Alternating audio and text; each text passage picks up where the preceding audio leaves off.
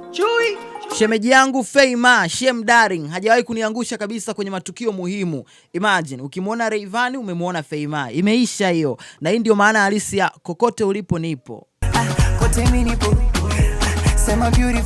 Yes, msanii Rayvanny mapema kabisa siku ya leo amewasili visiwani Zanzibar kwa ajili ya kufanya maandalizi ya mwisho kabisa kuelekea kwenye show yake kubwa kabisa ambayo ataifanya siku ya kesho. It's all about Full Moon Party. Sasa kumbe nini? Sikia, wakazi wa visiwani Zanzibar, siku ya kesho kinanuka. Hakikisheni mnafika mapema kabisa Kendwa Rocks kwa ajili ya kushuhudia burudani ya kipekee kutokea kwa the big one Rayvanny Chui, mtu ambaye mara kadhaa anafanya mabalamba hayo.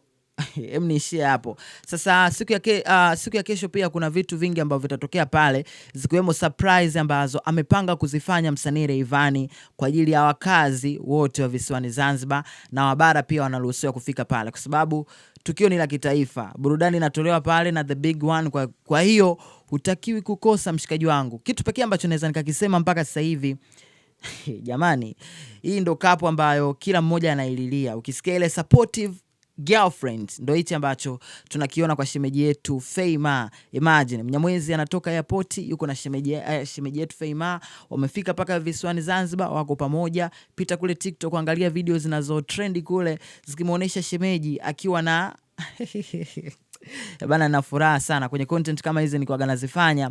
Mimi mwenyewe kwanza najawa na bashasha. Yaani nikiwa hata natangaza kiasi kama hichi nakuwa nimejawa furaha kuona namna gani pia mimi mwenyewe ndoto yangu kubwa sana kupata mwenza kama huyu ambaye atakuwa ananisupport kwenye majukwaa yangu yote. Yani kwenye kila kitu ambacho nakifanya. Imagine sasa hivi ningekuwa natangaza, mtoto mzuri amekaa hapa ananishika bega. Usitangaze sana utaumia macho.